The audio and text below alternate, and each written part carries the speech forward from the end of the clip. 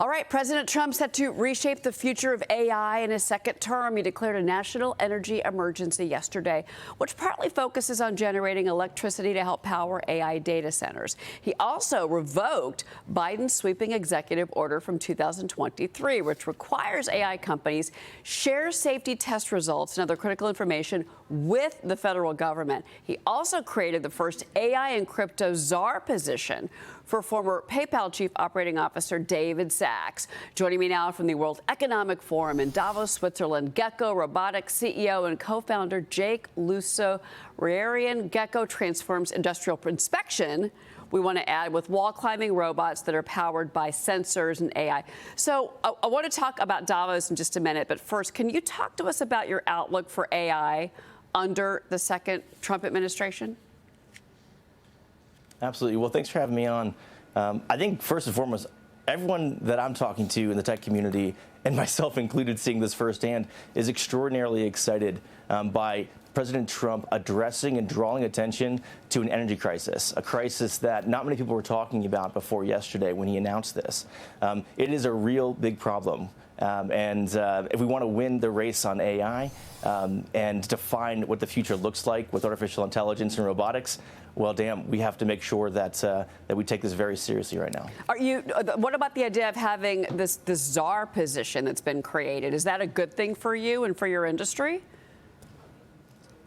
It is. I mean, this is the first time that I guess the Silicon Valley has headed to D.C. In such a long time.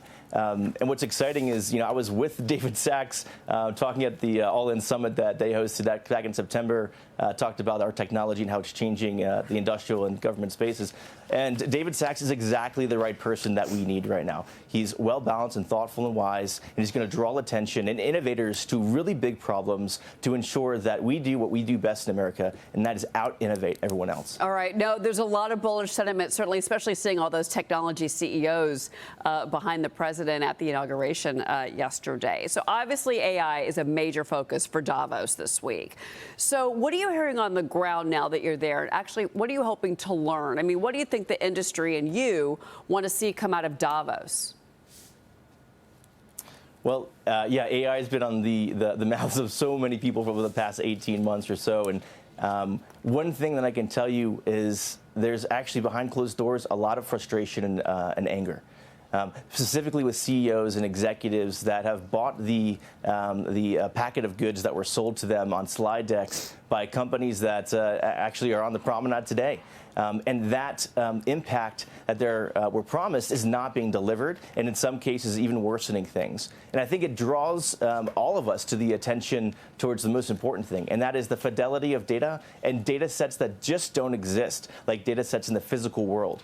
That Gecko now has the largest repository of information and data on the health of the built world. That's what we built robots for, and software to help drive decisions that enable us to be able to take artificial intelligence and actually produce the kind of impacts that are being promised. Well, it sounds like, from what you're saying, that a lot of companies that came and presented to you kind of led you down, gave you a false impression of what they could do for your business. Is that a correct summary of what you just said? The correction actually is that the assumption was that for the big mining companies or steel manufacturing or aluminum manufacturing or energy companies, and even on the government side with the DoD, there is a bill of goods that are being sold that are now coming into question. And fundamentally, that is entirely because we just are now seeing what happens when you try to feed foundational models with bad data, with low fidelity data. And so the question on everyone's lips right now is, hey, where's the data coming from? Is it high fidelity? Can I trust it? And in some cases, it just doesn't exist like the data sets that we're collecting in the physical world. That's really interesting that you say that, because, and that was actually part of my next question to you, because you've got these key contracts that you've been winning in industries like steel and also mining. So this is definitely very close to your heart. What is your outlook for Gecko Robotics for the year? In particular, it's based on what you're telling me about what you have learned operating in these industries. Yeah, well, President Trump is a shot of adrenaline right now to these industries and these sectors. And in the energy sector, we've got to grow 16% to just keep up with the energy demand. If you want to, win the AI race, those data centers, they need 300% more energy than we have today. And that's if you want to actually reduce energy prices, you've got to grow probably double than that.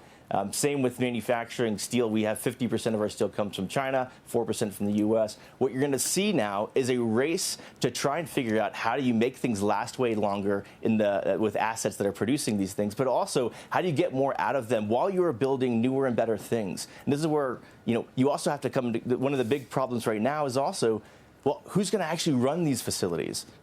And so customers, and why we're winning so many contracts right now in the government and the commercial sector, is that they're trying to figure out how do I actually operate these facilities more efficiently, last longer, but also with less people, because there's just not enough people to run these facilities. And people aren't, the most talent in the world is not that interested in working at an old power plant or a manufacturing facility or a refinery. And so robotics makes it cool. It also makes it effective. And that's what is making us very attractive right now in the market, both on the investment side, but also on the contract side, to help solve this big crisis right now. Well, really interesting perspective from you. It's certainly the tone shift for Davos this year is going to be really fascinating with, of course, the incoming the new administration that came in yesterday, but also the fact that AI has been the most positive thing, I think, for the stock market that we've seen in years. Jake Loosararian, thank you so much for being here. Thanks so much for having me. All right.